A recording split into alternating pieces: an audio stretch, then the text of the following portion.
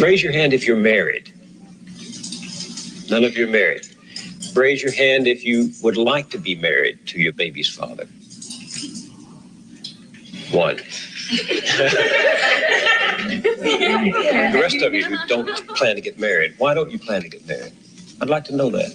You already have your child to think about, and then a whole family to care for. It's a lot of responsibility, and then you don't want the commitments. I wouldn't want no man holding me down because I think I can make it as a single parent. But don't you think you might need help in raising that baby from a man? Not really. I didn't have a father. My father wasn't in the home, so it really, male figures are not substantially important in the family.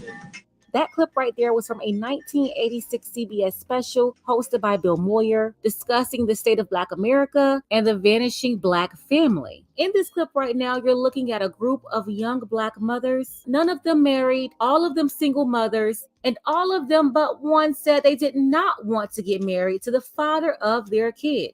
And as you can see, they did not hold back on why it was not a good idea for them to have a two-parent household. One of the young mothers, she said a whole family to care for, it's a lot of responsibility. She also said you don't want that commitment. Another one said she didn't want a man holding her down. And then the last one, she said that male figures are not substantially important in the family. Does any of this sound familiar? I understand the woman bring life. Y'all don't. Mm-hmm. So I need a man to be like, how y'all get that life, man? Like, what do you mean? How you get that life? Create. What do you mean? How do you get that life? Go in the hospital and get a sperm donor. You don't need a man. You still need a man. You still need a man. See, that's that mentality right there. I don't need a man. You heard her. You heard her. I don't need a man. Like you need a physical woman to bear a child for you. And y'all need a physical sperm. Where does it come from? From the hospital. From a man. From a hospital. I can look for a book and find a man. And I can find a womb to hold it. And find a surrogate. And you need a physical man to give you sperm. You need a physical man. No, you.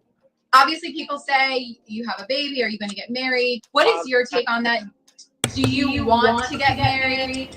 You know what? I'm actually not. My mom always was like, you need to stop saying that. But I feel like at my age, I don't really want to get married right now. Like I feel like that's an even bigger commitment. I don't know. I hate to say like it's even an even bigger commitment than a baby to me, but getting married just seems like so much.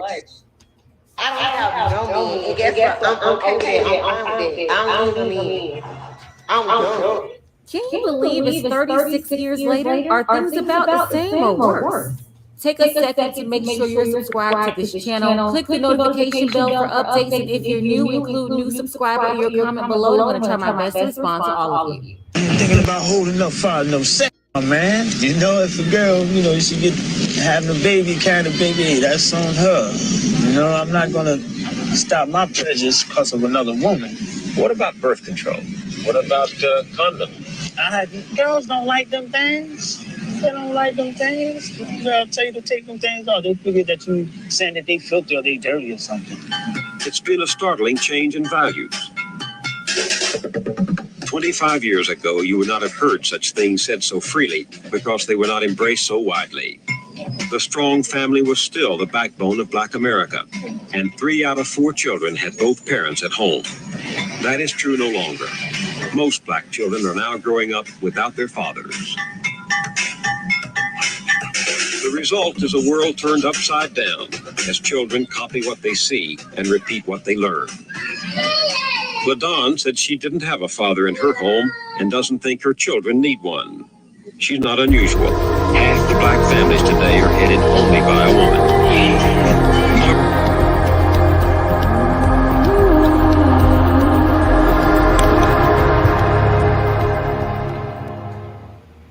Bismillah, wa salatu wa salam wa rasulullah wa ba'd. In the name of Allah, may the peace and blessings of Allah be upon His last and final messenger. As to what follows, family, friends, foes, haters, and hateettes, welcome back to the features. I greet you all in peace and love and no hatred on my heart.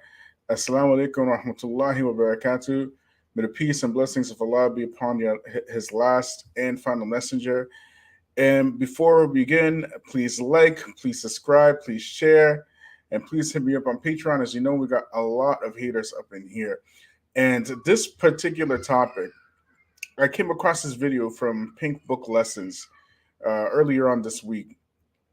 And in the Black community, and out of this Black History Month, in the Black community, in my humble opinion, the most pressing issue in the Black community is this issue of Black families and keeping them together. And this documentary was put out in 1986, and it's called the Vanishing Black Family. Okay, it's kind of like a follow-up to the Moynihan Report.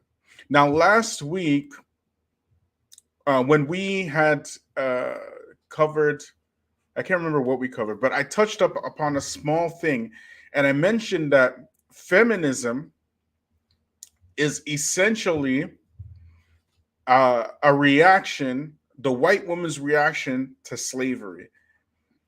And a lot of y'all didn't get it, right? Because you're not making the connection between feminism and slavery. And you're probably not getting it right now either, right? But I'm about to explain this to you because we saw a bunch of young Black women from the 80s who are prophetically passing the torch of single motherhood generationally all the way up until this day. And you probably not seeing a connection, but I'm going to make this connection and why this is important. And we're going to do a reaction to one of the videos that the Pink Book Lessons have put out, right? Because I already seen that first one, but I didn't see the second one that she put out. So I'm going to do like a live reaction. Okay, so it's going to be a live reaction. But anyways, white women's feminism, okay? White women's feminism was about white women's rights. Let's be very clear. The idea behind feminism itself was about rights for the white woman. Black feminism is almost exclusively restricted to telling Black women that they don't need a man. Y'all hearing me? Men are only tools in Black feminism to bring wealth.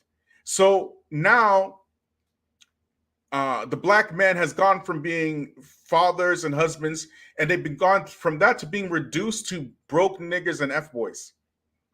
Y'all hearing me? So in this clip, in the clip that we saw from 1986, we saw a man who was in 1986, he would be the modern day Pookie and Ray Ray. Talking about, women don't like them stuff, like talking about condoms and stuff. Women don't like that. And if you put one on, they're going to think that you're telling them that they're dirty and kind of stuff. And this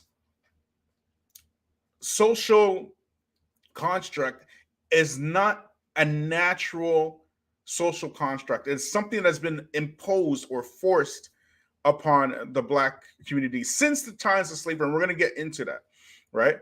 So anyways, Black women everywhere have signed off on this type of, I'm not going to be with no broke nigga and all this kind of stuff. They signed off on this due to entertainment. Okay. And mind you, Black entertainment is nothing more than the propaganda wing of white supremacy in the Black community. Let's just be real about it. Okay. All independent Black entertainment was brought up by white corporations in the 90s, including Def Jam, BET, and other entertainment conglomerates. So there are no independent except unless you consider Tyler Perry, Black independent. He would be the only one. Okay. And he's incredibly liberal, so I don't even really count him like that, you know what I mean? but anyways, I digress. Feminism was an argument between the white woman and her man. Okay. Why? What were they arguing about, people? Do y'all know what they were arguing about? See, y'all don't know. Y'all don't know how this thing became a thing. You just keep hearing your YouTubian gurus tell you a whole bunch of nonsense without actually going into the history of why this thing became a thing. What were the white women and the white men arguing about in order to spearhead feminism. Do you know what they were arguing about?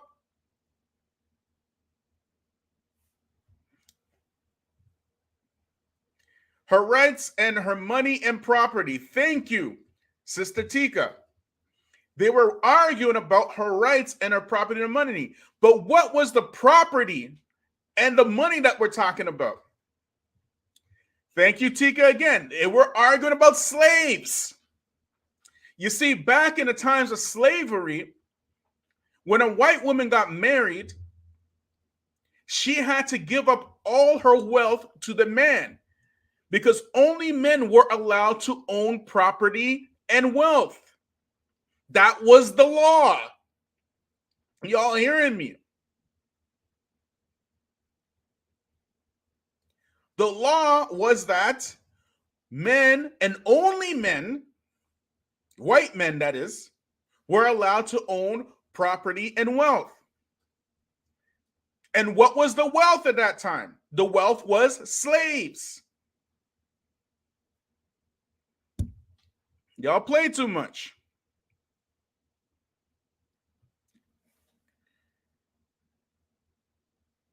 They were arguing pretty much about you Negroes, okay?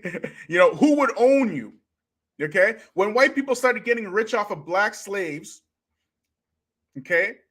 When a white woman got married, everything that she owned was given to her husband by law. And in Islam, we never had these issues with women because women in Islam, since the time of the Prophet ﷺ, were allowed to own property. This is an exclusively a European phenomenon. It's an exclusively white people phenomenon. So, what did white women own back then? They owned slaves and they owned land. So, long story short, white women were fighting white men for property and ownership. And the property was you. Y'all play too much. I'm going to read something to you before I get into this reaction. This is the book. They were her property. Because it's Black History Month. I got to give you some Black history. Okay? By Stephanie E. Jones Rogers. Okay? I'm going to read some excerpts from this book. Let me find the page.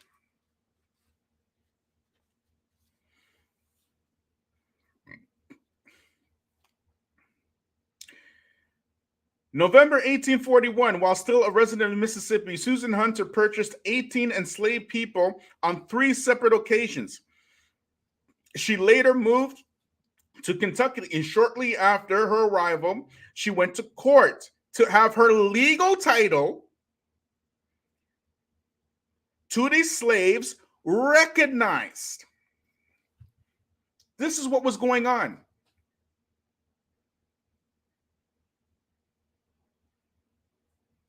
What was happening was when these men now would take the woman's property that was given to them by their fathers and they would squander it, that's what spearheaded this women's rights thing.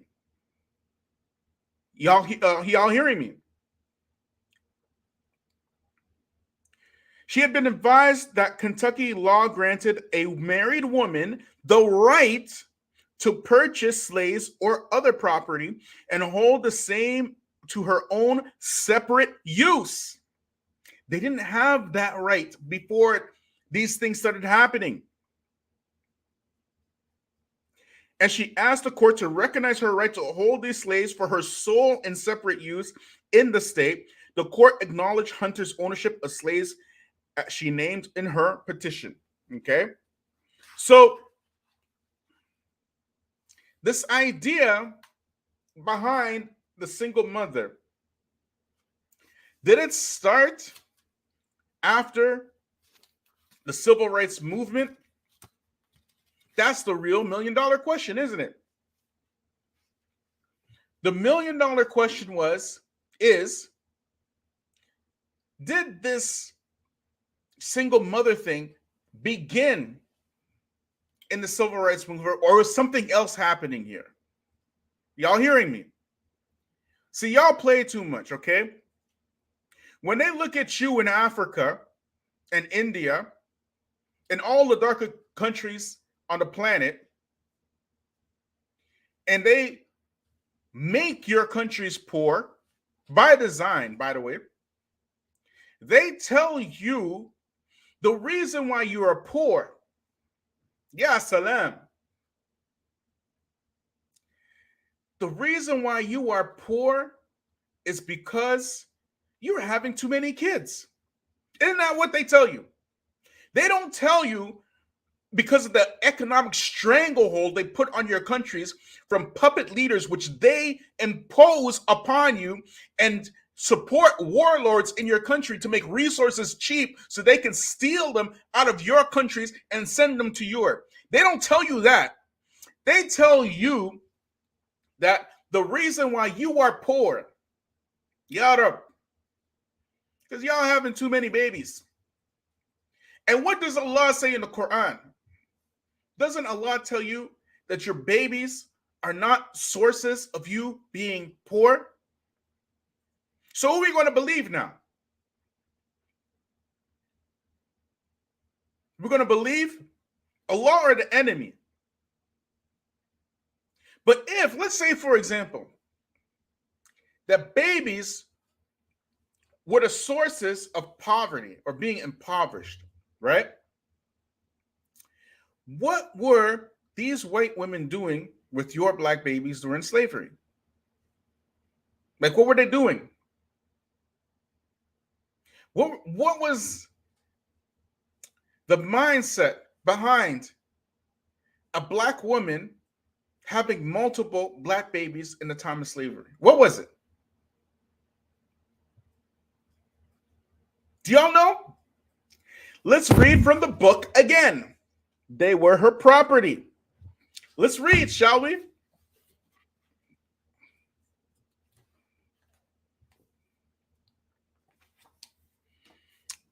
Are you ready? Y'all ain't ready for this. Y'all ain't ready for this. Okay? Among the most important steps a woman and her family could take to circumvent the constraints of coverture were devising anti-nuptial marriage contracts. What are anti-nuptial? See, you know what a prenuptial agreement is, correct? You know prenuptial agreement because in our time, it's the men trying to protect their wealth from gold diggers and sugar babies and stuff. But in the times of slavery, it was actually the opposite. It was called anuptial or anti-nuptial agreements. You don't hear that anymore. Thanks to feminism. Okay? Why were they making these anti-nuptial agreements? Because the white woman was trying to protect her wealth, which again was slaves, from her white husband. So in order to do that, they would write up contracts called anti-nuptial agreements. Yes, it was the reverse. Exactly. It was the reverse. It was the white woman fighting for her rights against her man. That was the beginning of feminism. But wait, let's keep reading, y'all. Okay? Which resemble modern day prenuptial agreement. Okay, they resemble modern day prenuptial agreement, right? Or drawing up deeds of gifts, deeds of trust, and wills, and granted her control over all her property she already owned and would acquire during her marriage. So the white woman was trying to protect her property from the white man. Feminism, traditional feminism, traditional woman suffrage, real feminism. Okay? But what does this have to do with the black babies? Okay, I get it. But why are you saying this about, population control? Like, what does all this have to do with single mother? I'm getting to it. Okay, I'm trying to build a timeline for you. Okay, So let me build this timeline for you. Okay, listen now. The people drawing up such documents were specified when itemizing property and assets involved because they understood. One second, y'all. They understood that the omissions could lead to the seizure of any property not explicitly included. Such documents might also include that a married woman was entitled to the wages her slaves earned when they were hired out to do to others that she possessed the crops that her slaves cultivated. Furthermore, when a woman owned enslaved females, she and her family made sure to secure a legal title for the future issue or increase of those slaves as well. What is the future issue? What's the increase? Listen now. Listen, y'all. Okay. Such a contingency secured property that could amount to $1,000 in the future. As formerly enslaved woman, Mary Jane Jones observed the gift of an enslaved female served as a kind of nest egg that her parents gave to her children. Okay? Jones' own mother was a gift from her father to son, and intent to give it a gift was enabled to Jones' mother breed slaves for him. Did y'all hear that? I don't think you got it. I don't think you quite. Maybe there's something wrong with this. I got to read that part again, okay? Mm-hmm.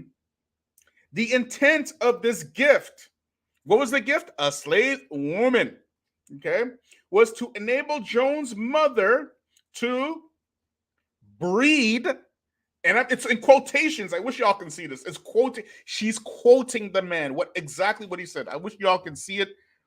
This is the book. Look, I don't know if y'all can see it. Let me just pull it back a bit so it can focus. Right? So you can know it's not cap. Breed slaves for him. After Jones' master took her mother home, check this out. Y'all ain't ready. Y'all ain't ready. Like, subscribe, share, y'all. Make sure you share this. He bought a slave husband for her, and the children came to both families thick and fast. You listening? As Walter Johnson contends, slaveholders articulated their own family lines, their worldly legacies, through the reproduction of their slaves. You guys, man, you guys have no clue the wickedness of this single motherhood thing, man. You don't know how deep this thing goes. Anyways, let me continue because I'm just getting started. Okay. Slaveholders articulated their family lives through worldly legacies through the reproductions of their slaves. And slave-owning women also benefit from this kind of calculus. The woman who owned F.H. Brown's family, for example, got her start off the slaves her parents gave her. She owned Brown's grandmother who bore, y'all ready? She owned Brown's grandmother who bore 26 children during her lifetime. 26! Before freedom came, Brown's mistress owned 25 slaves in her own right. That's what they were doing initially. We're just getting started. So we're drawing a timeline here between slavery in the 60s to the Moynihan Report. What were they doing to slave women family? They were breeding them, correct? They were breeding them. Correct?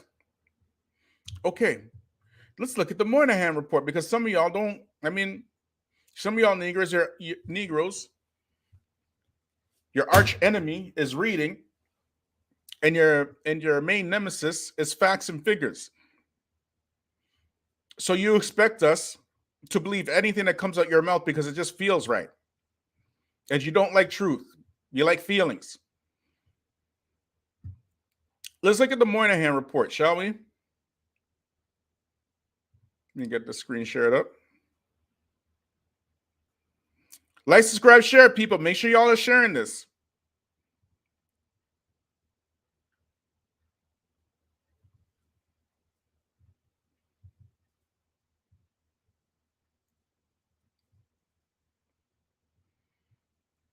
Okay, 1965, the Moynihan Report. The Negro Family, the Case for National Actions. For those of y'all who don't know what the Moynihan Report is, it's a report that was a study done by a man, doctor named Daniel Patrick Moynihan. He's an American sociologist who served under Lyndon B. Johnson. This is around the time of Lyndon B. Johnson, right after the assassination of what's his name? Kennedy. Okay, sorry, excuse me. Right. So Moynihan, he argued basically the rise of single mother families was caused not by lack of jobs, but the deconstructive vein of ghetto culture. Okay, that's what he's arguing here, which can be traced to slavery times and American South Jim Crow. That's what he's doing. He's actually making a straight line.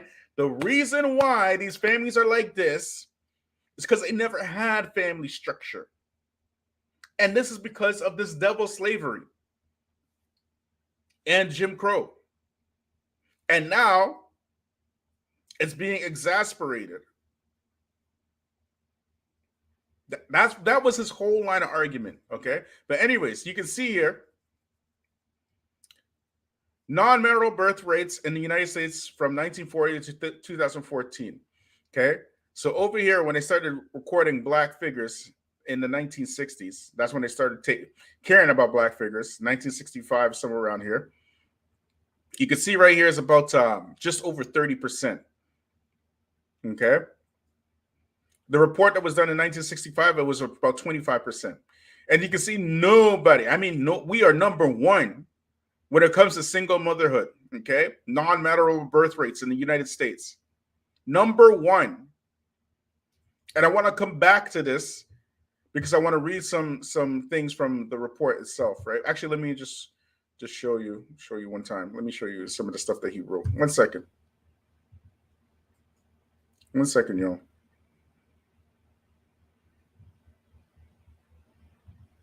Let me just pull it up here.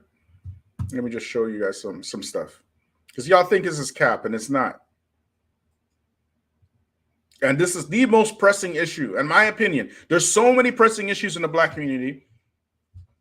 Some of y'all talk about Tawheed and stuff and Akida, and we need to straighten out our Akida. And the solution is straightening out our Akida. How do you straighten out your Akida without straightening out your family? Like, how does that even happen? Like, what is you talking about? You make Akida issues separate and distinct from building character, building moral character, building family. You make it something that is just something that you believe. This is irja. Sorry to say it like that, but this is irja. I'm sorry. How do you not connect your Akida with your character? How do you do something like that?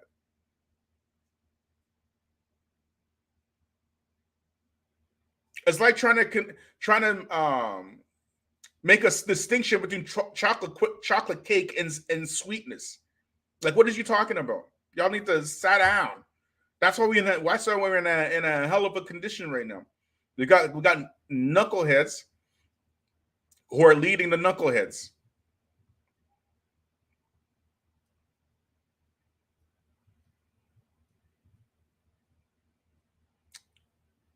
Okay, so he has this chapter, the root of the problem, right? And he goes, slavery is the most perplexing question about American slavery has never been altogether explained, but indeed most Americans hardly know, but which indeed most Americans hardly know exist, has been stated by Nathan Glazer as follows: Why was American slavery the most awful the world has ever known? The only thing that can be said with certainty, and that certainty is that this is true, and it was. Okay, American slavery was profoundly different from, and its lasting effects on individuals, their children, indescribably worse than any recorded servitude in modern history. You know, a few weeks ago, or about a few months ago, rather, you know, I invited people to come on to talk about the Libyan slavery situation, right? And some brother came on, and then he said that, you know, he doesn't believe it's racism. I go, and I asked him why, and he goes, because slavery has always existed. And I was like, what? Like, I was like, kind of like, what is you talking about right now? Are you talking about like the institution of slavery as like an institution right now? Or are we talking about racism? Because it sounds like we're talking about two different things here. Even white people are telling you that the anti-black slavery, or the African, the transatlantic slave trade, was the worst in recorded history. They're telling you this. Like, how do you not know this? The transatlantic slave trade was the only form of slavery in history which specified a particular race of people just because of the way that they look. Their genetics. They're genetically inclined to be slaves, not just genetically, but religiously as well, according to the Bible, because they are the cursed seed of Canaan. Therefore, they must be perpetual slaves. They're going to be slaves. Their wives are going to be slaves. Their children are going to be slaves. They will never have a chance to come out of servitude. That was the transatlantic slave trade. And you have some, I don't know, some slow Negroes or some butter biscuits and whatnot talking about, well, slavery existed before that, and therefore, you know, you can't say the Libyan slavery is racism. Like, what? And the witnesses and the victims of the Libyan slavery are telling you that, yes, this is anti-black slavery. They're telling you this. But you can't believe them. Why? Because slavery already existed. Like, what is you talking about? But we can't convince anybody who's already made up their mind. If people don't like stats and figures and you know what I mean? What can we do with that?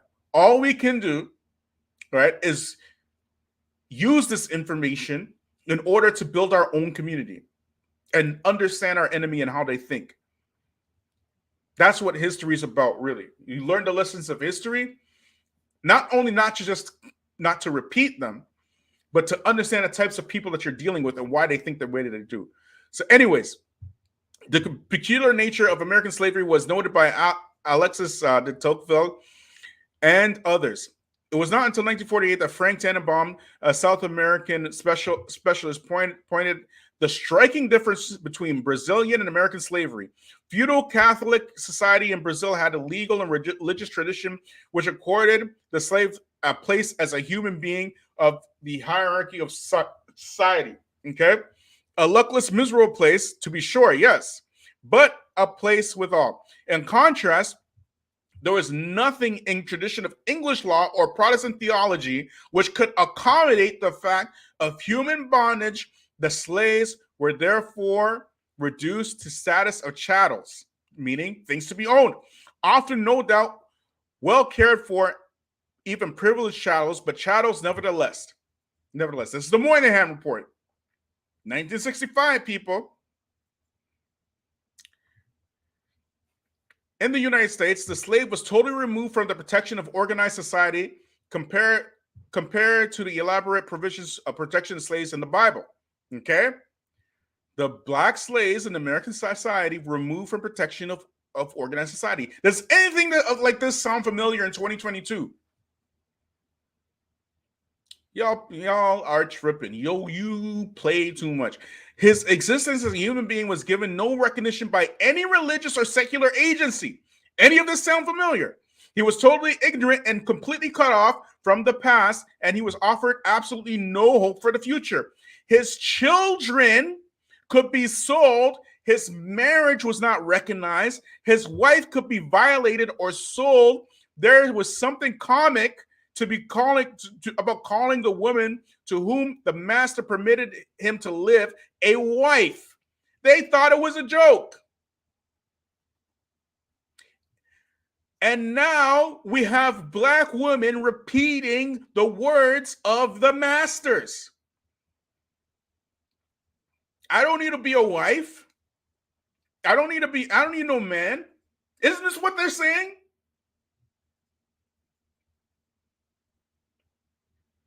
And he could also be subject without redress to frightful barbarities. Is not the black man today subject to frightful barbarities?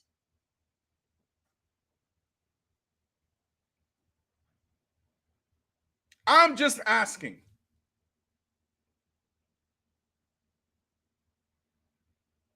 Y'all remember a little man named George Floyd, right? Like he's some sort of anomaly. He's not an anomaly. The only difference between George Floyd and any other black man that's been murdered by these overseers is that it was recorded. And had it not been recorded, then of course nothing would have happened to Derek Chauvin. Are you kidding me right now? You're not talking about human beings here. You're talking about human-looking people. They look human. But these are shayateen. Check this out. There were presumably many sadists among slave owners, men and women, as there are in other groups. The slave could not, by law, be taught to read or write. Do you know how many black people are allergic to books today? The only reason why they learn to read and write is so that they can comment with crappy English under social media today.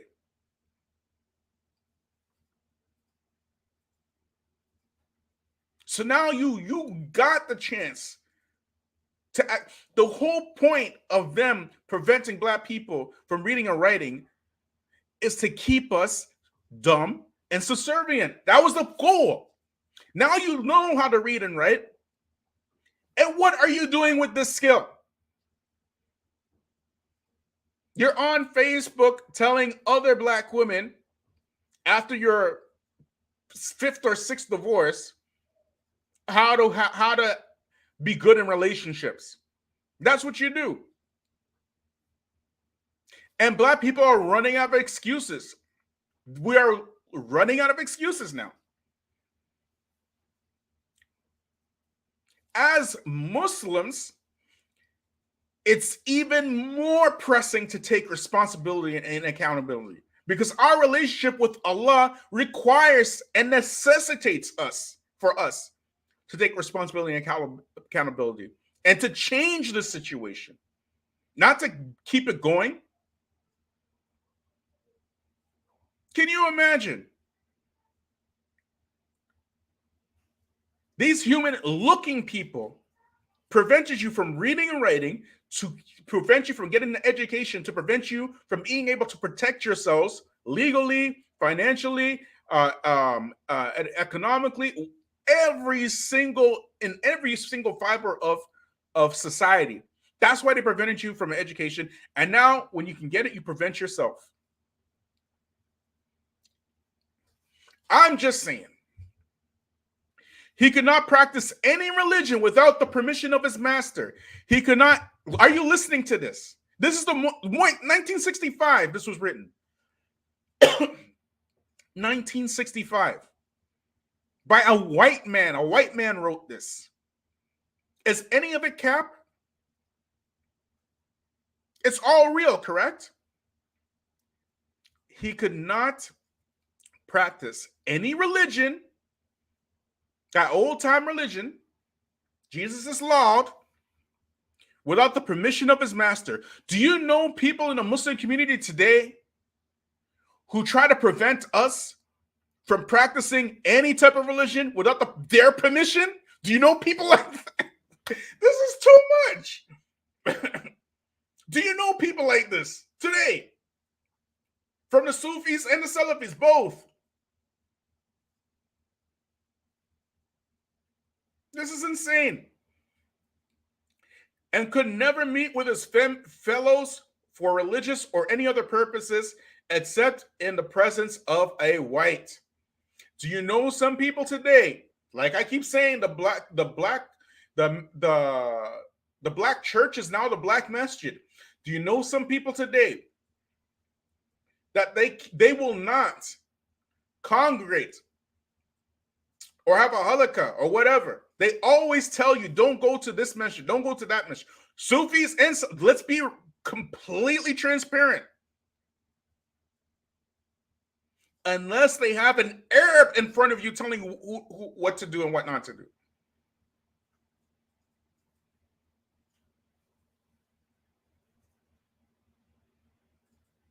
This is, anyways. And finally, if a master wished to free him, every legal obstacle was used to thwart such action. This was not what slavery meant in the ancient world. Thank you. Thank you, thank you, thank you. 1965, for those of y'all who are saying, oh, slavery already exists, and those of you Arabs and Indo-Pacs talking about, oh, slavery happened so long ago and blah, blah, blah, but why are you guys complaining about it? Y'all don't know what you're talking about. You don't know what you're talking about. And you need to sit down and be quiet.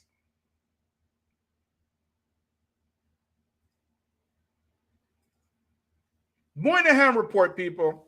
1965. Anyways, let's get into this live reaction now, inshallah. And now that I've set up the beginning of what I wanted to say, you play too much. When you restrict beneficial knowledge in academics, it's similar to what you're stating.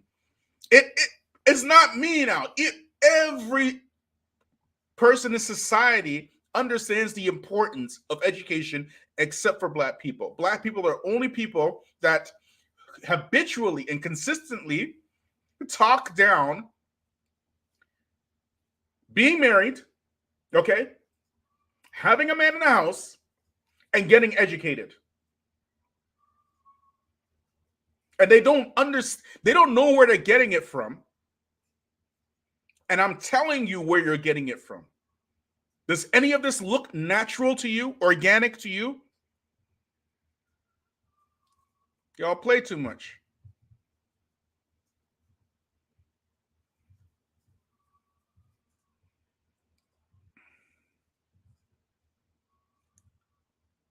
And then get the video up and running, and then we're going to do this reaction now, inshallah. Like, subscribe, share me up on Patreon. Make sure you guys are sharing this most important topic. Again, make sure you guys are sharing this. We are just getting started, people.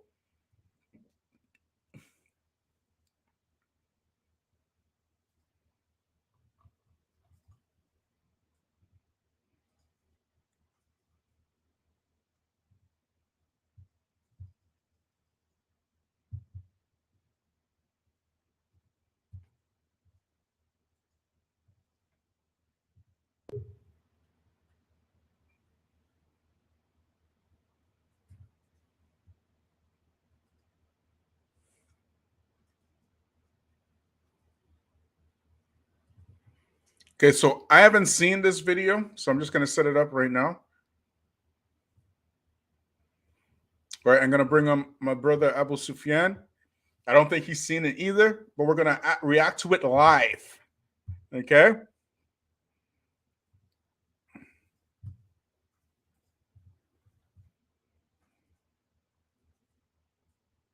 Where's Abu Sufyan? He was just here.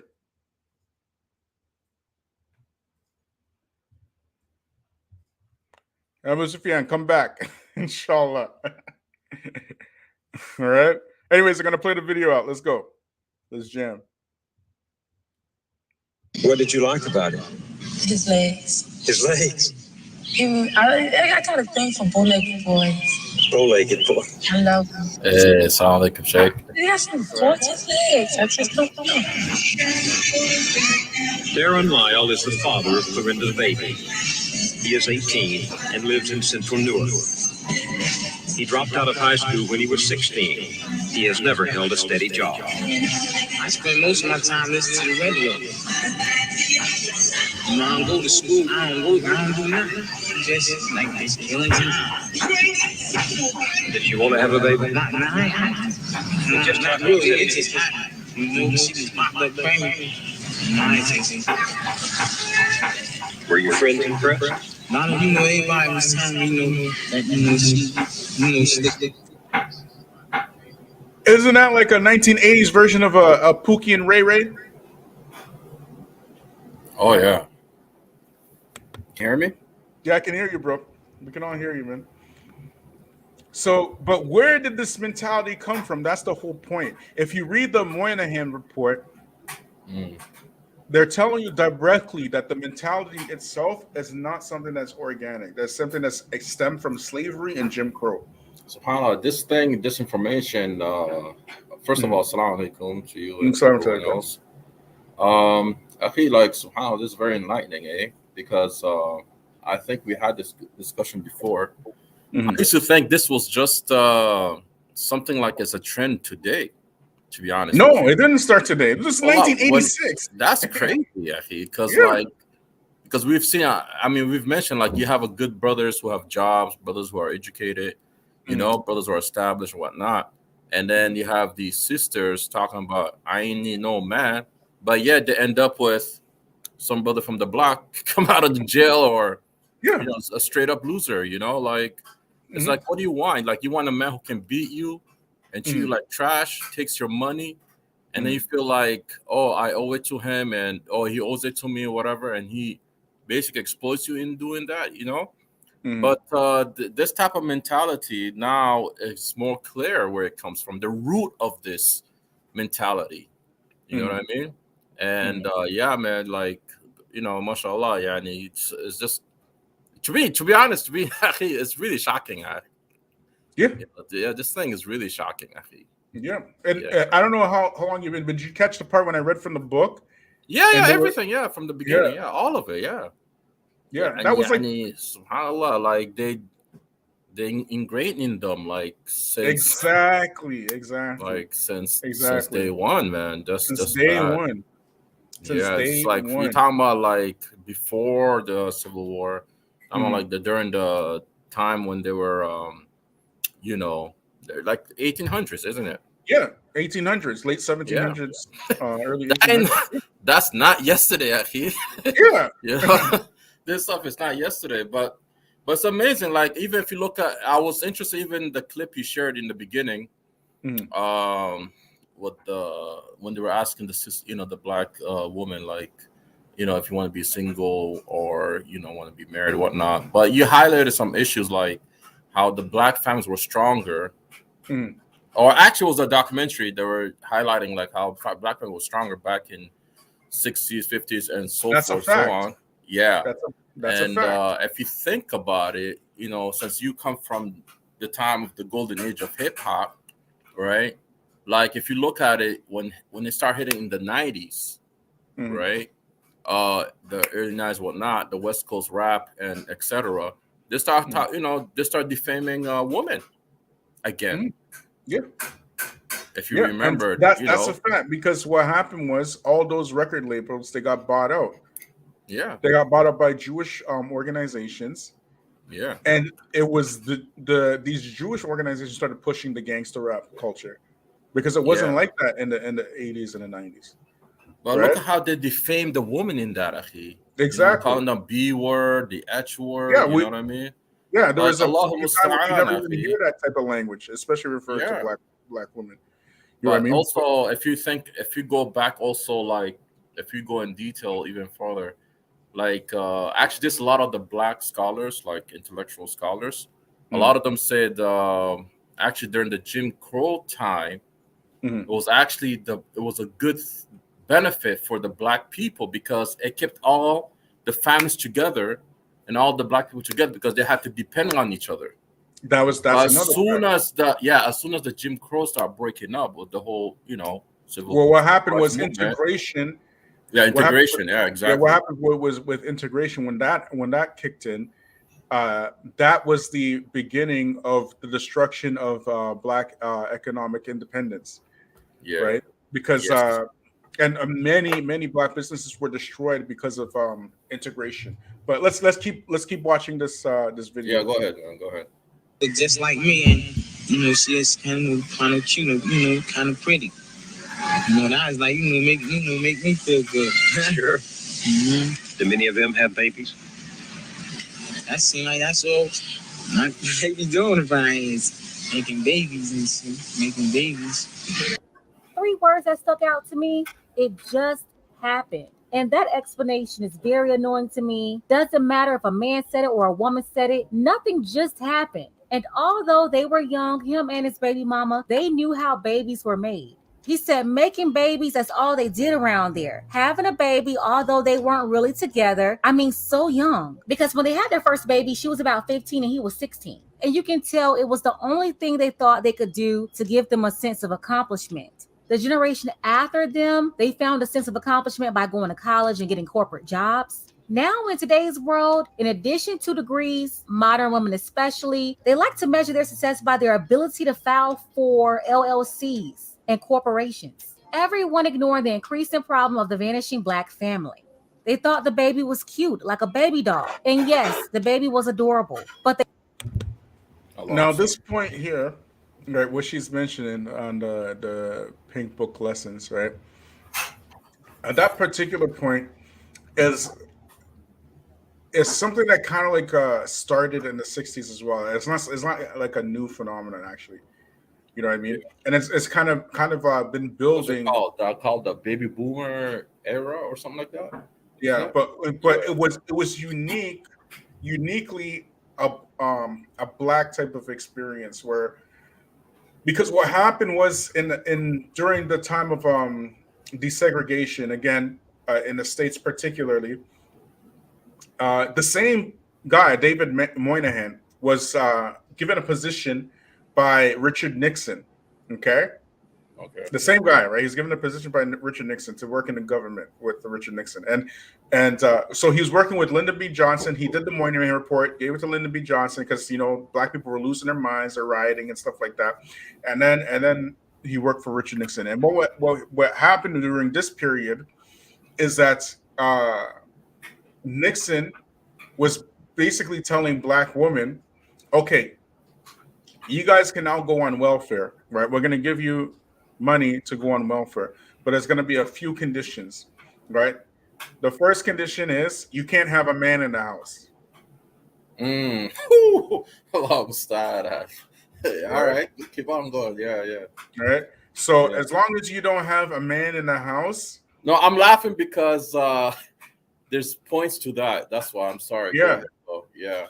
So as long as you don't have a man in the house, you're going to get these government checks, okay? Mm-hmm. The second condition is that you're going to be subject to random spot checks from a government employee, official, to make sure that you don't have a man in the house. You get it? They're monitoring you, Yeah.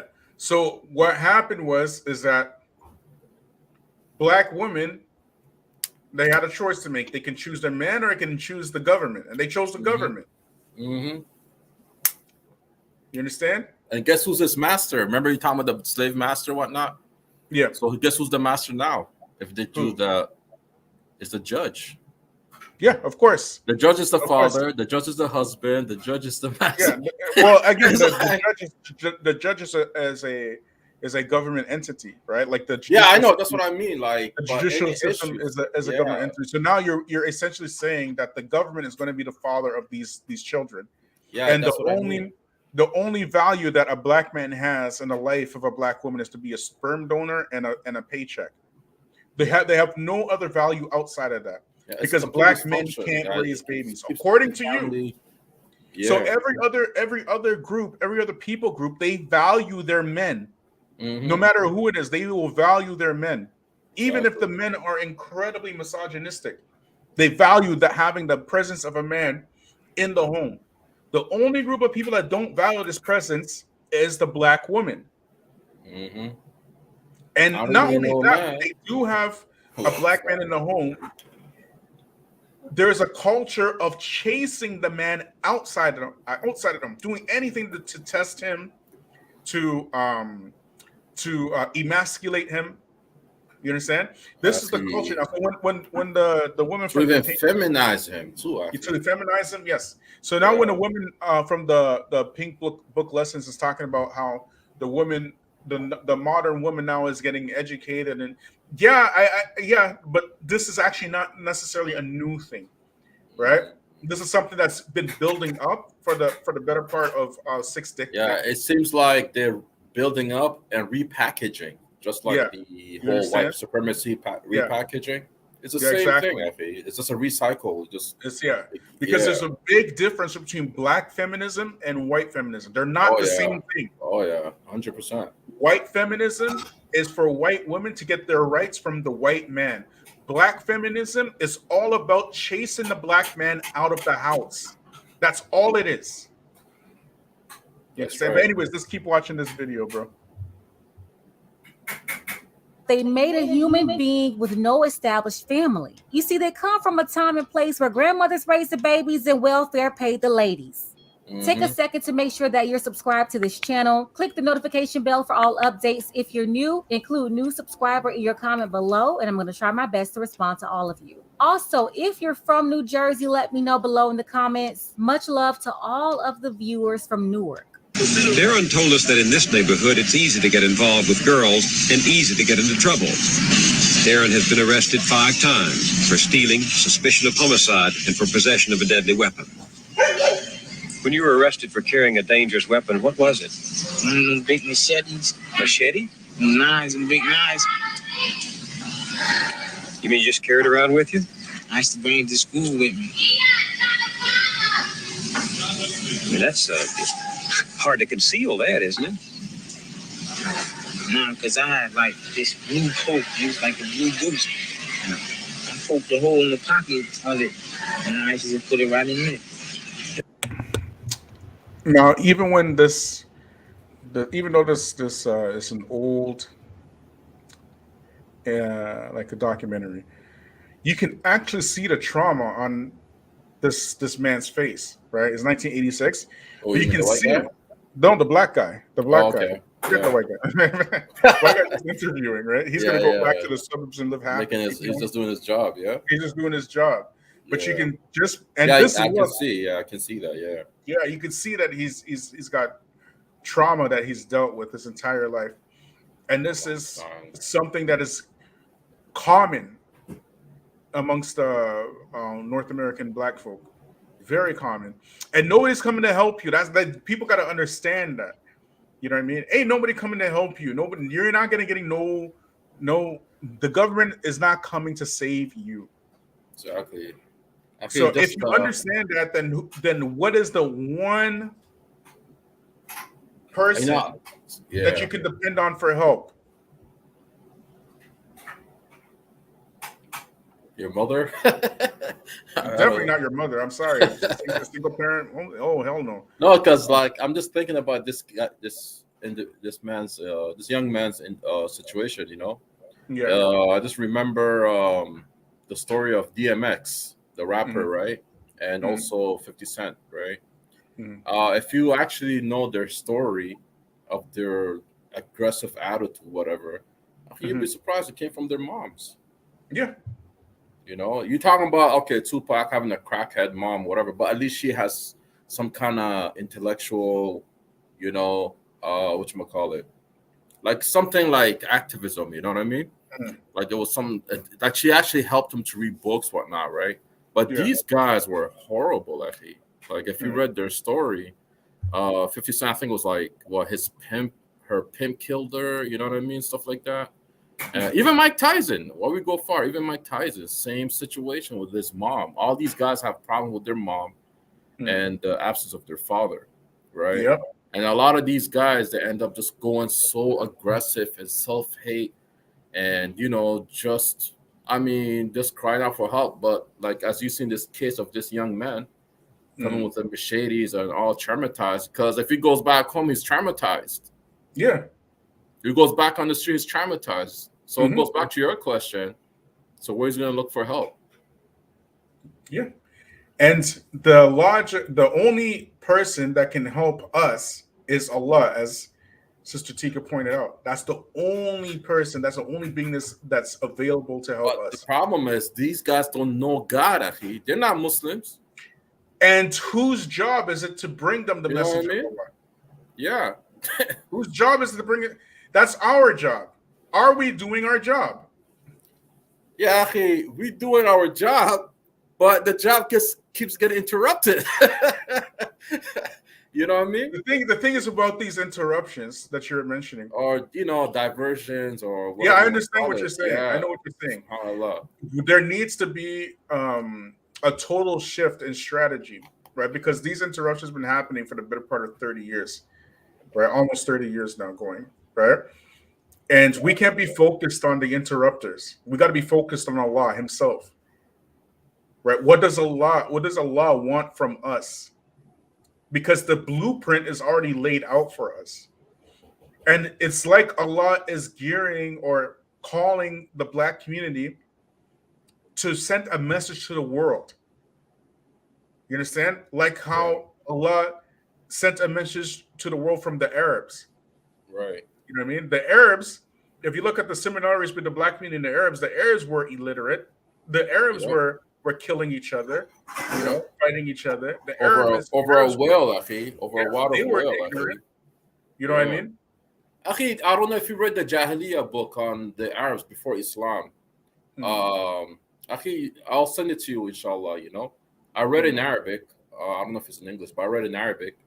Akhi, these guys back in Jahiliyyah, right?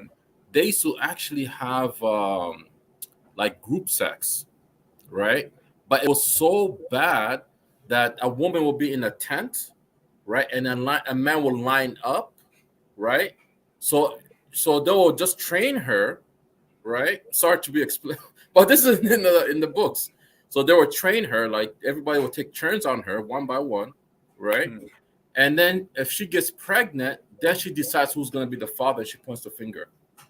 Oh wow! This is that Jahiliyyah the Arabs used to have, but we don't talk about that.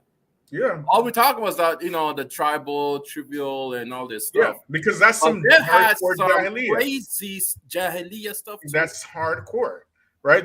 And the only people that are comparable to that in our time are the Black folk. Allahumma and who just happens to be the largest group of people accepting Islam. But again, as you mentioned, the acceptance of Islam is not enough because we have infiltrators in our community trying to derail the actual message of Islam. You know what I mean? Exactly. Because I feel like remember that video clip about the brother who became Muslim in jail, and he was like a serial killer, not serial killer, but like some die-hard killer. Remember the brother shared it in the WhatsApp group, right? Actually, that hit me hard. Not the fact that the story was like, I'm just thinking about this man who was in the darkness, Akhi. And even he went to jail even after after becoming Muslim, right? But yeah, he decided to change and not kill anymore. But when the OG told him, yo, go kill that individual in the prison, right? But his iman started affecting him, and he's like, I don't want to kill anymore. But if he doesn't kill him, he's gonna get killed himself, because this guy's gonna kill him, right? Yeah. So and the story. I don't know if you watch it, but the story. Yeah, I watched it. Yeah. So just to share for the brothers and sisters out there, like, he made dua, right? And subhanallah, and the dua was answered. That they took him out of that prison, they put him in another place due to good character, good behavior. Subhanallah. Yeah, exactly. Yeah. Look what saved him, Akhi. His husnul khuluq, Akhi. Yep. His good behavior, Allah made a makhraj for him, a way out from due to his good character. Good behavior. And then you have these Negroes making all kinds of ad hominem attacks and epithets and insults but they got correct Akida. Subhanallah. You know what I mean? But anyways, let's keep watching this video, bro. I'm just highlighting that point, that's all, Yeah. Let's watch this. Isn't that dangerous? That's the way stuff was going, like that's the way the people was acting towards me. So I felt like I needed a weapon. Because, and you seem like, it's like war, really like Vietnam. He called growing up in Newark like being in Vietnam. Even today, as a Black man, your life could be gone in a blink of an eye. But Newark was a very dangerous place. How did he get there? His mother.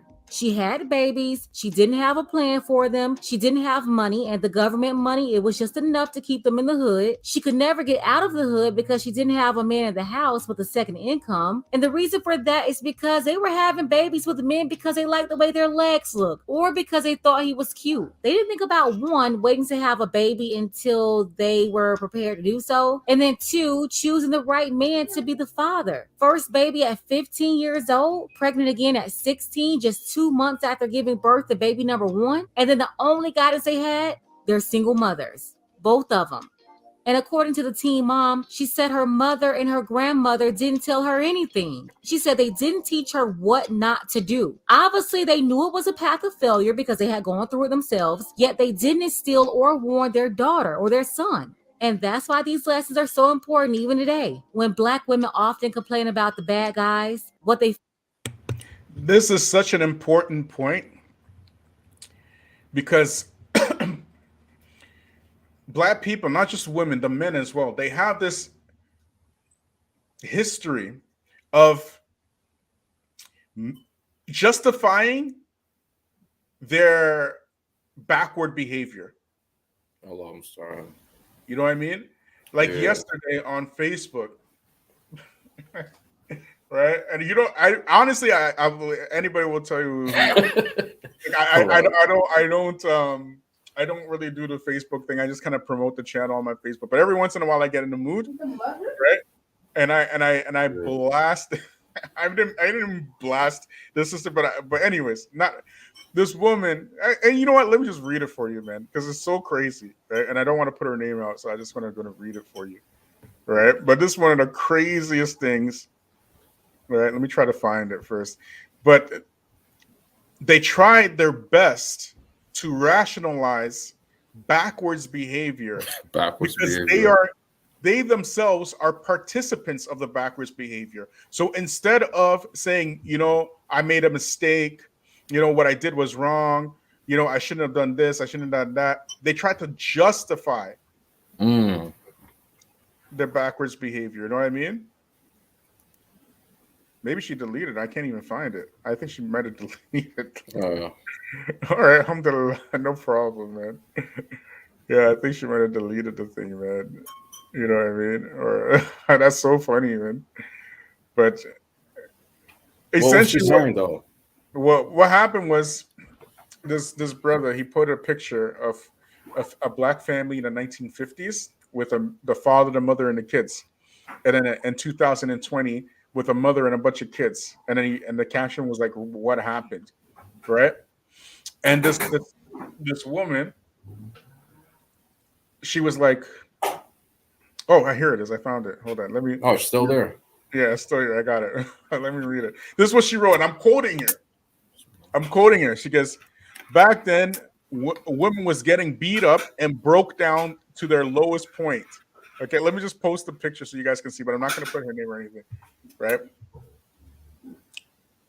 This is so crazy, bro.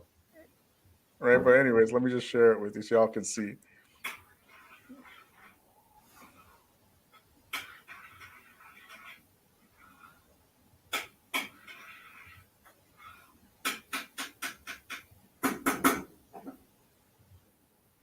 Okay, so this is the picture, right? So you can see in 1960, you got the father, the mother, and the kids, right? 2019, there's a mother and a whole bunch of kids, right? Ironically, they look similar. Oh, gosh. Yeah. But most of these baby mama families, they have like maybe 4, 5, 6 kids, and they look like friends or playmates. They don't look like brothers and sisters because all these different baby fathers, right? Yeah. You know what I mean? So I'm gonna stop sharing now. I'm gonna read it to you, right? So this was she. Back then, women was getting beat up and broke down to their lowest point. They didn't work, and half was not educated. Yeah, the family pic is cute and all, but behind closed doors, these women were weak and helpless. What happened is they got smarter. That's what she's saying. What? Oh God! Put a laughing emoji in she. They got smarter. They started realizing their worth. The woman speak, and they stopped using history as a reason to stay. Like she ever read a book in her life. You know what I'm saying? Man! I'm supposed to believe that this sister reads, like she knows about history. I'm supposed to believe that. Come on, man. So I left a comment. Right, this is my comment. All right, what did I say? I said,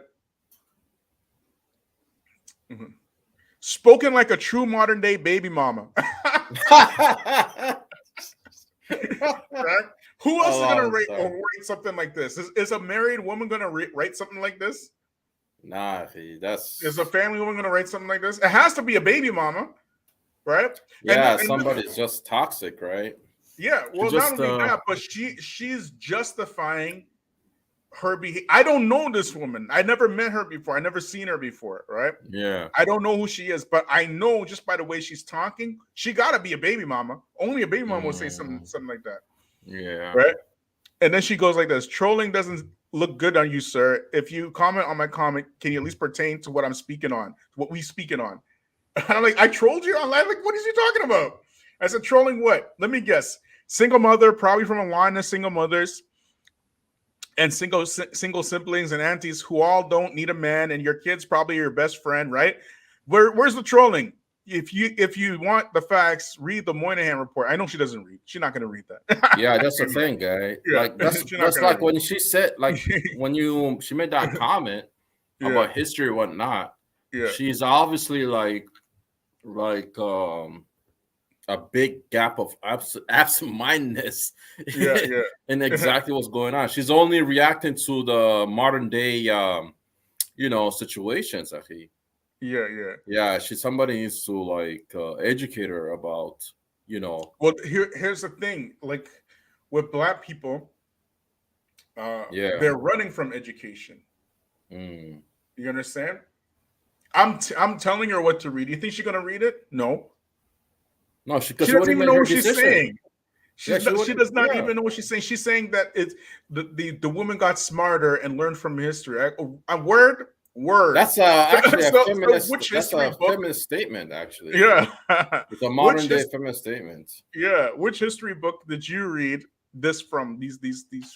She don't read. You know what I mean? But that's a very Black thing to say, a Black reaction. Very Black. Yeah.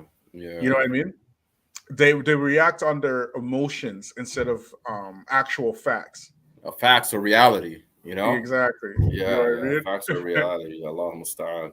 Yeah, but I don't know. Somehow, like, Allah musta'an. There's a lot of these issues. Like, we gotta give them a solution too, right?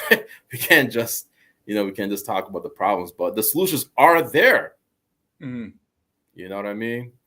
If you're talking from Islamically, it's there. If you're talking about even from the Western, society, is there too. But it's just like, what my whole thing, bro, is that we got to concentrate on what we're doing. Yeah. You know what I mean? We can't really, because the world is changing very, very quickly. And anybody who is traditional and who has discipline and invest in their own education and becoming intelligent and whatnot, they're going to be light years ahead of the generation coming up. Because the generation coming up, all they know is how to search things. So if they believe something, they will search it online, go down the algorithm rabbit hole, and bombard you and spam you with all the things that they believe instead of actually doing real research. It was an age of information. Exactly.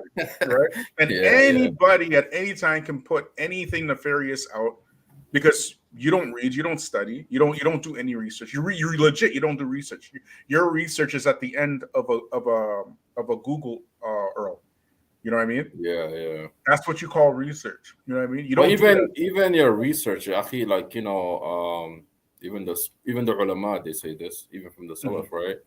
There's even the books that you read, even if you read books, right, on your own, right, it can actually misguide you more than what you're learning, right? So at times you need somebody who's a scholastic in that topic or issue, right, who can guide you with the information so you can understand even further more, right? So like going back to what you're saying, like these guys just Googling here and there, some guy who's not even is not even academically strong, he will just say his 2 cents, right, through social media, and then you can base that on with your own conclusion. This is the time. This is the time that we're living in, Akhi. And this is what you're talking. This is exactly what you're saying too. Yep. SubhanAllah, So my whole idea behind because this whole single motherhood thing is not gonna. The only way to solve it is to actually, in my opinion, those people who are doing that and they insist, you just leave them alone. They will eventually die out. They will start because they're already destroying themselves. You understand? They're already destroying themselves. There needs to be like a type of renaissance or an awakening amongst those who are like-minded, and the like-minded ones need to come together and build themselves instead of trying to go and save people who don't want to be saved. Yeah, that's another issue too. Is a lot of us, and this is even back in the days in the Dawah time. And I'm sorry to bring this up, but like even if you think about it, like during the Dawah, we always focus on like an individual or a group of people, right, who have zero interest in Islam, right? But there's another guy who's asking you questions, coming to you.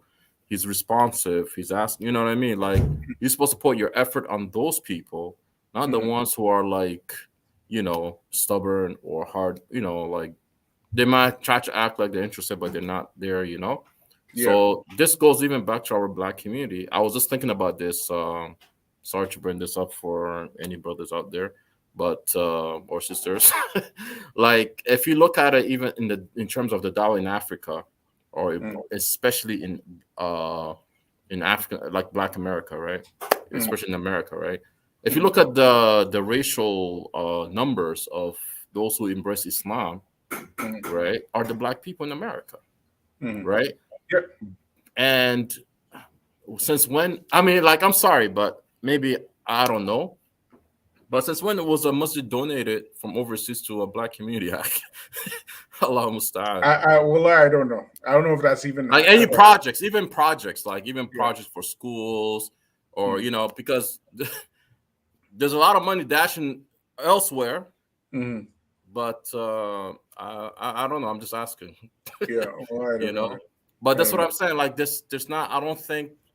I wish they only put more effort on, the people who are willing to embrace Islam, who are willing to change, who are willing to, do things, right? But again, it goes back to the economical situation, and right. But now, like you said, now we've learned all that stuff, right?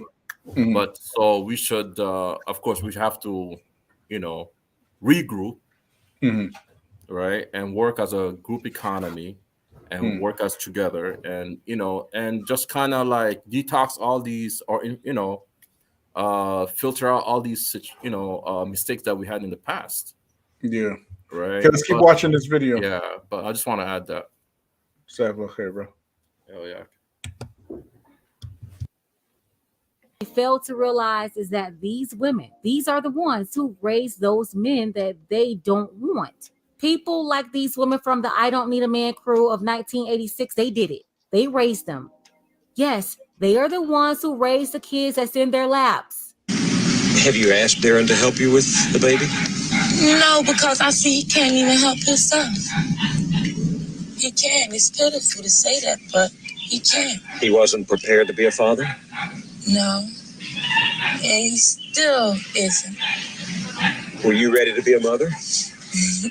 Well, no.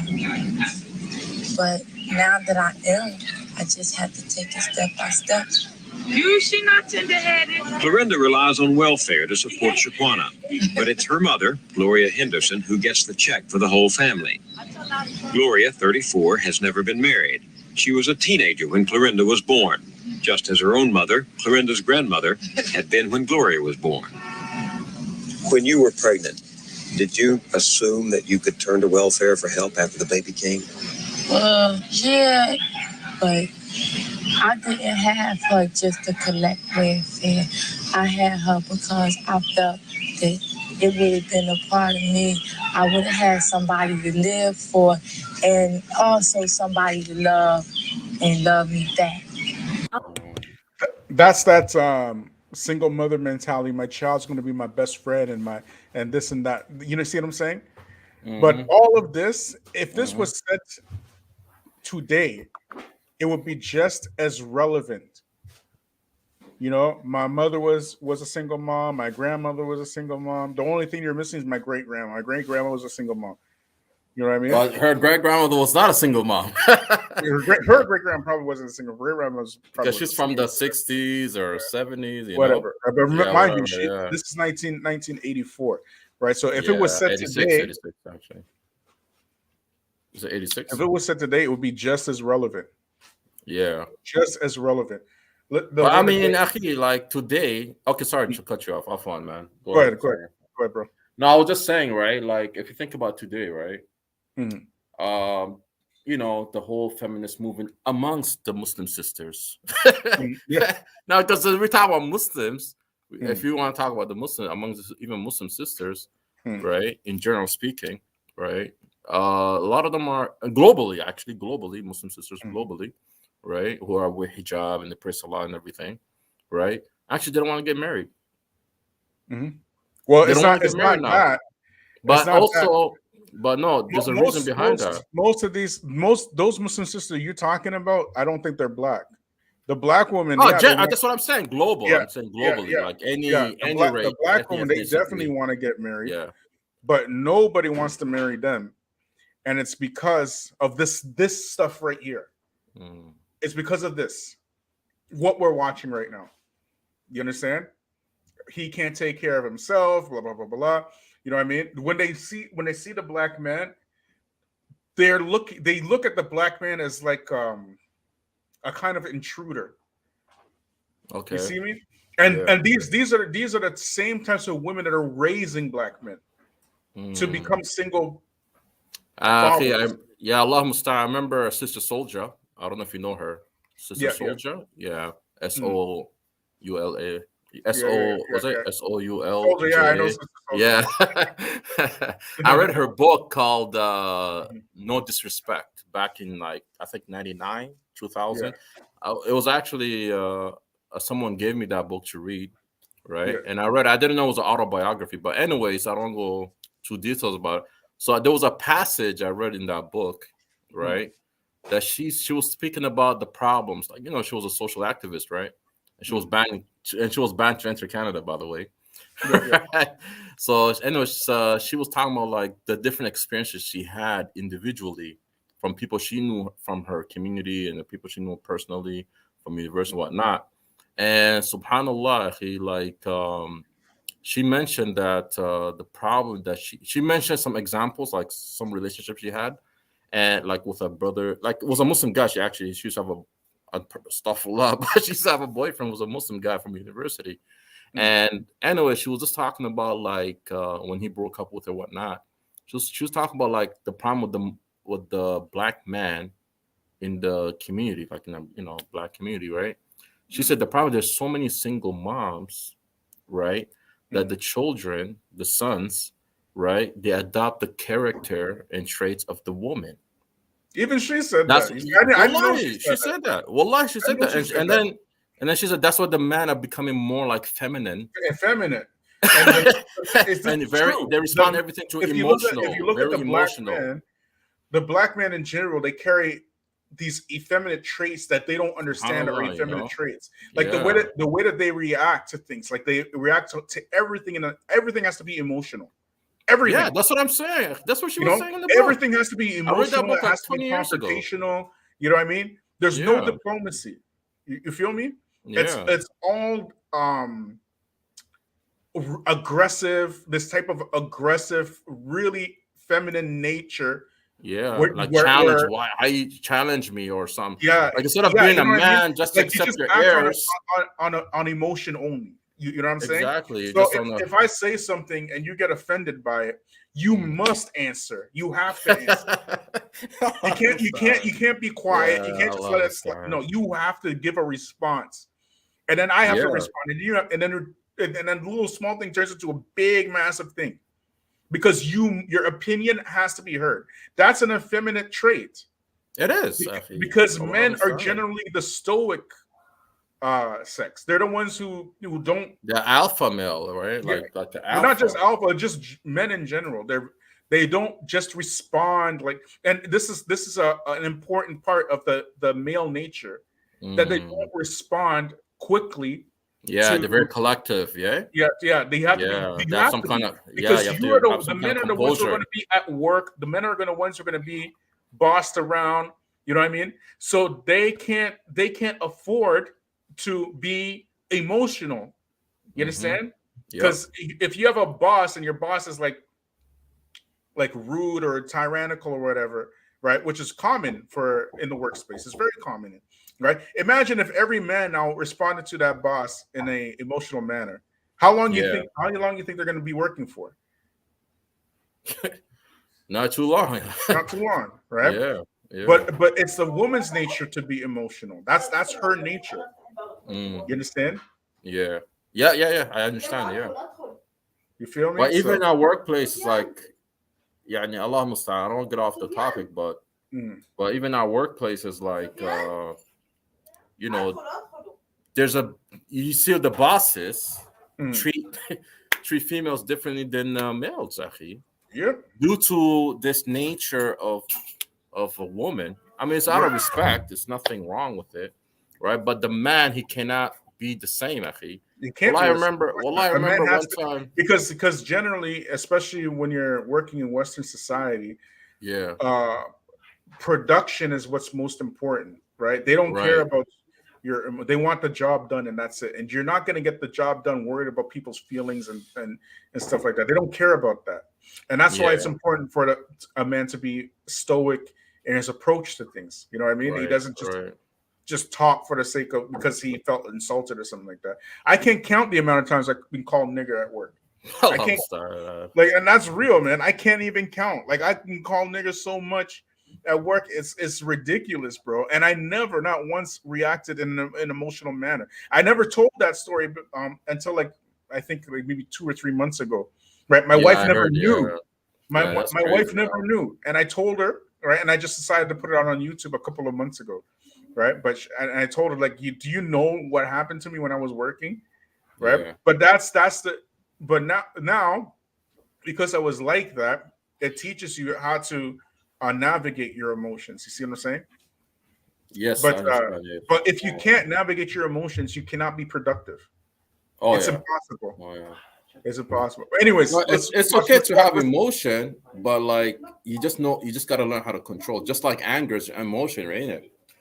Just Yeah, like you, I mean, you will be angry, like you'll be we're talking angry, about the way but that you you gotta know how act. to You have control. to, Yeah, you gotta know how to compose. You know, the yeah. composure, like have to be collective in your with your emotions. I'm wondering why she had to have a baby to have love. Did she not get any love from her mother or her grandmother? I'm wondering how did she get treated in that family to feel like she needed to have a baby in order to have somebody to live for?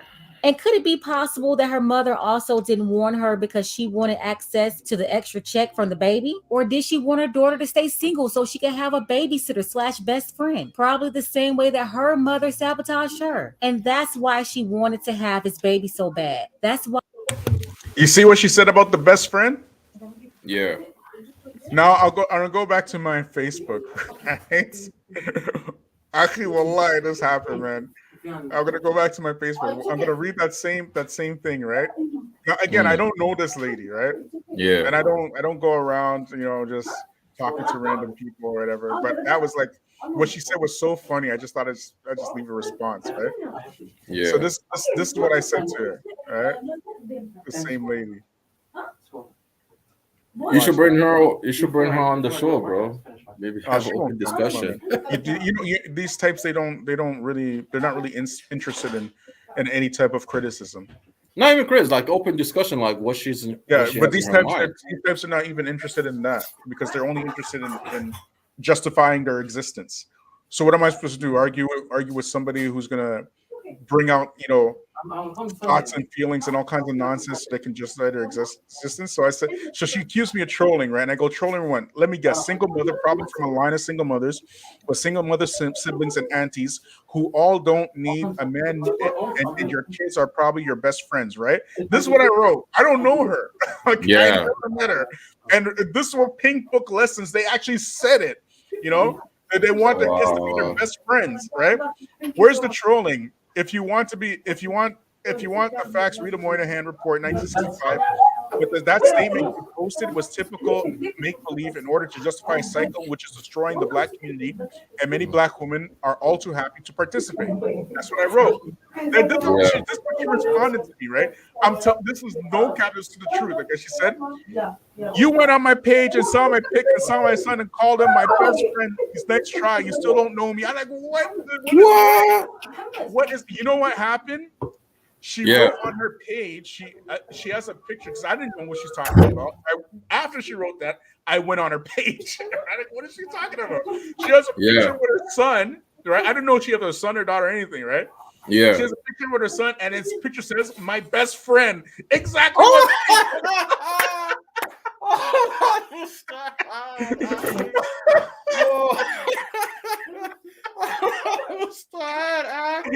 Oh my goodness. Are you serious, huh? Oh stop. She got a picture my of her goodness. son. This is my best friend. Wallah Mustad, akhi. I can't believe this is unreal, huh? This is so unreal, akhi. I called it, man. Oh my goodness. It's so crazy, man. I have no comments. I have no comments on that. I mean, this is the same as the video, the documentary. Anyway, let's keep reading. Reading or? I'm sorry, let's keep watching. Watching, okay. Yeah. Why she said that it wasn't a mistake. If you missed the previous video, the link will be below. And he's the one who said he didn't want to have a baby. We have to admit at some point that a lot of women, they just had babies because they wanted to have them. And then they had them with men who did not want them. I'm sorry, you're not supposed to allow a man to get you pregnant and he's just sitting on the corner all day listening to the radio. You're not picking the right man. Had anybody ever told you what it is like to be a father? I like watching other older, that had kids. How did you? I learned that they take a lot of patience. Take a lot of patience. Do you have a lot of patience? I don't got a lot of patience. Florinda doesn't always have a lot of patience either. You want to fight? Then don't ask me if I want to fight. If you don't want to fight, don't say to me. You got my plus then, Come in now. Talk to you. You like going out like that. No, you went out. You shouldn't have said nothing to me. He told her, I'm just trying to talk to you, but you go off like that, I can get wowed too. Ladies, never ever challenge a man to fight. And then she said this on national TV. So I'm sure she was a firecracker behind closed doors. And a lot of them are hard to get along with because they have so much anger and they don't know how to control themselves. Again, ladies, don't challenge men. Why is it that some women feel comfortable being mouthy with men? Well, one, they saw other women doing it, and then they've been incentivized by the government collecting welfare and food stamps, plus living in subsidized housing. Basically, the government is their daddy, so they think they can talk to you any kind of way. And then you had a lot of men in the community unemployed, especially there in the inner city where they had closed down the factories and moved them to the outskirts. You done already pissed me off. What I do? 2 months after her abortion, Clorinda and Darren broke off their relationship. They see each other rarely now. Once in a while, Clorinda will take Shaquana to visit. Do you ever think about marrying Clorinda? Why not? I ain't even thinking about marriage. Nah, that's the last thing on my mind. You ever feel depressed? I don't be like sad. I just be like frustrated. I be like really like frustrated. So although they both came from broken homes, they didn't have much love in those homes, but they still couldn't make things work because they simply couldn't get along. They didn't know how to communicate, and as a young man, he also seemed just as depressed as her. And all that arguing all day, it didn't bring them closer together. Instead, it made things worse. Now, I do love their honesty, both of them. I believe they told the truth about their experiences. If you missed part 1, check it out below. So many factors here that contributed to their breakup. But somebody please let me know the top 3 reasons below. Why didn't they work it out? Special thank you. Wow, you hear that? Yep. Go ahead. 1986, bro. 1986. And what has changed? Absolutely nothing. And is that an us problem or is that a somebody else problem? I guess us problem, actually. Of course, it's an us problem, man. You know what I mean? Yeah, there's no one else, man. Yeah, and except you. Yeah, and this is what Black women need to see. They need to see what is happening. No. I just want to see it. Yeah. I just want to see it. What that man said in that video, he's just frustrated. That is the life. I'm surprised you saw that. That's exactly what I was thinking. He's trying to talk to the girl, and she's going off. That's exactly what I was thinking. She did it on camera frustration. Too. Yeah, that's a highlight. That's a highlight point. That was a very. And now what's happening in our time, right? Which it's a phenomenon that's fairly new, is that Black men, they're going overseas, especially in the Muslim community.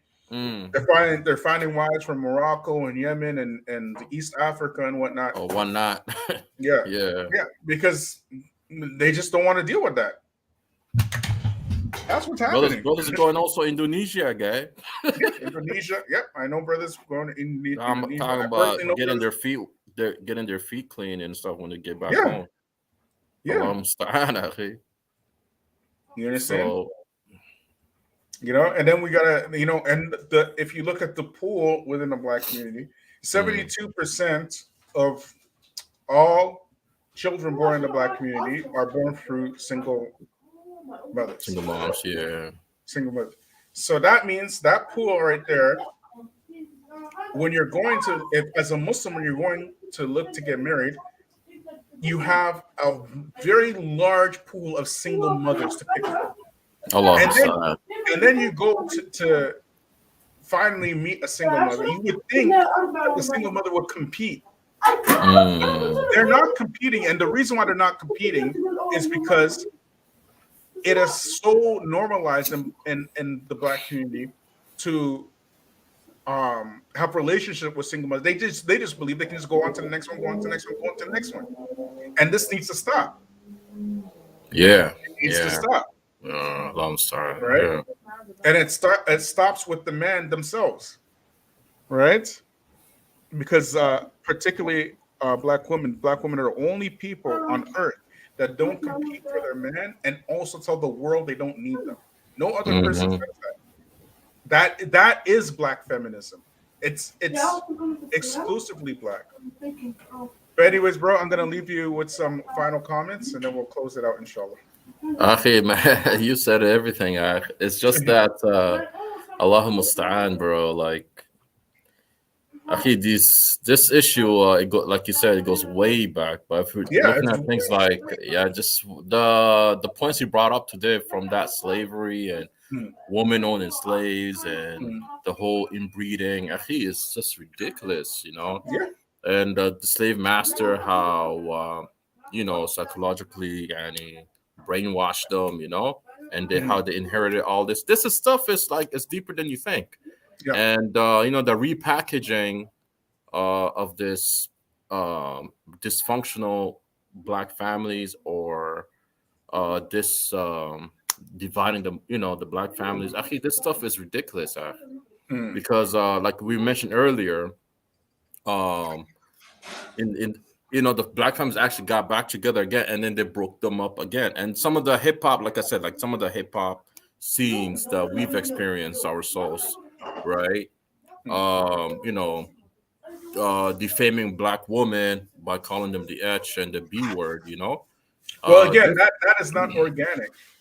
Yeah, that is that's something that design, the bro. enemy, Yeah, the design, enemy has bro. bought out Yeah, our entertainment industries and fed us yeah, this.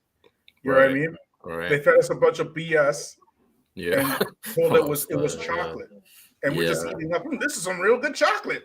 the You know what I mean? Kool-Aid, as they call it, the Yeah, Kool-Aid. yeah, Like, and so yeah, but anyway, that's but the I'm job of just, the yeah, enemy. I'm just looking And at black the whole people are the thing. #1 consumers of entertainment on earth. No, actually, look at today. Like, if you look at, because actually, I'm sorry, but you know, if you look at a lot of the music, you know, because the music and the culture, they're always, you know, what promotes culture is through the music, ain't Music, it? yeah. Yeah. So, like, if you look at today, like the type of music that's being played, Cardi B, you know, this stuff I don't know. Actually, this stuff is like friends I have. Yeah, friends I have. Like, oh my God, Mohammed, bro, Abu Sufyan, like. You don't know what's going on now. Like, these are brothers like I know from the streets talking to me about like what's going on, what they're promoting. They're promoting like this prostitution. Yeah. You know, like glorifying prostitution, Aki. Since when you glorify prostitution and strip, you know what I mean, strip teasing and all this stuff.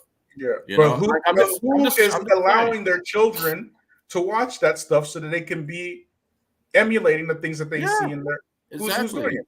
It's got to be the single mama. It has to be. You know what I mean? Like, if I caught my kids doing that, you know what it'd be? There's gonna be hell to pay. You know what I mean? They know better. Yeah. Allah Mustaan. Like, but anyways, actually, like going back to the issue, like a lot of the like the absence of the father, right? It's not just it's just his presence has a great effect on even the children. But it's just that the mother, as a wife, right? She's supposed to you know, acknowledge and respect his position as much as he does for her too. It's you know, it's a two-way thing, you know.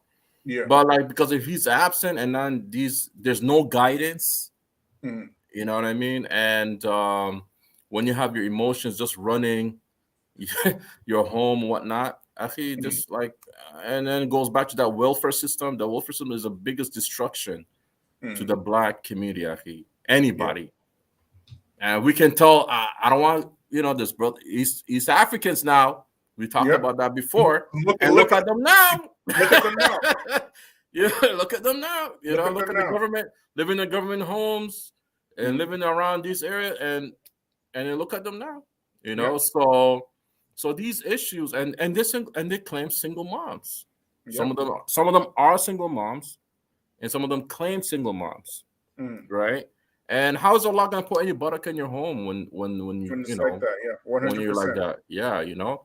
And then you have the judge, like the judge being the slave master. Allah Mustaan. What I mean by that is just, I'm just saying as a, you know, as example. But what I mean by that is that because if she has any issues, she can have like restraining orders on you, or child custody, or social worker come and say, hey, you can't see your kid until this and that. Because nobody's talking about the father's, you know, rights on his children. Because in Islam, if you look at from Islam, right, is that if the parents divorce, and this is actually a good highlight in Islam, if the husband and the wife divorce, who did the children go to Islamically? Who do the children go to? Go to the father. For a certain amount of time, they stay with the mother. And then after until like if it's like right away birth, you know, if she's born or whatever. Yeah, when they're young, until exactly, until they nourish. Of course, the mother has to nourish the child, but when he's mature and grown a certain age, right, the child can go to the father. He has exactly the nourishing years they stay with the mother, but the cultivating years they stay with the father. Exactly, Achi. Right. And Because there's a reason for that. Exactly, there's a reason for that. And even like the children, if you look at this aspect too, like when the child, and you're a father, right? So you know what I mean. Like when the children, they hit around 12-ish, 13, right? They have the testosterone to start kicking in, the hormones start kicking in. So they're not gonna respect no mother. Yeah. They're gonna be talking back. You can't tell me what you do and all this stuff, Mm-hmm. right? Some of them even, if she strikes them, he's gonna hit them back, because you're strong. But if it's the father there, right? The father's still stronger than the child, and he's much intelligent, and he will respect him because he looks up to him because he's like, oh, he's tougher than me, smarter than me, and he knows how can relate to him. You see, this is why it's important for the father's role in the raising the children or the as a family household, right? But all of this, as we are speaking about it, man. These things, it's like we got to go back to the guidance of Islam, and as I've mentioned earlier, this stuff existed. Yep. I told you the Jahiliyyah of the Arabs. You imagine you have in the tent, a man will come in line, and then she'll picks who you're the father. She's pregnant. I choose you to be the father. Yeah. Imagine that, Achi. And probably the kid is nobody knows where's his hustle. Yeah, and today we have Jerry Springer. Today you got what's that guy? I don't even know his name. The DNA guy. He's famous just for that. You are not the father. You are the father. You're not the father. That's what we got today, bro. But anyway, Jazakallah khair, bro. Thanks for participating. I appreciate it, man. Thanks for all the guests for participating. Please like, subscribe, share, and please support the channel on Patreon. And inshallah, we're going to have some stuff coming out for Black History Month, so make sure you support the channel. سبحانك اللهم وبحمدك أشهد أن لا إله إلا أنت وأستغفرك وأتوب إليك. السلام عليكم ورحمة الله وبركاته. وعليكم السلام ورحمة الله. جزاك الله خير أخي. وياك bro.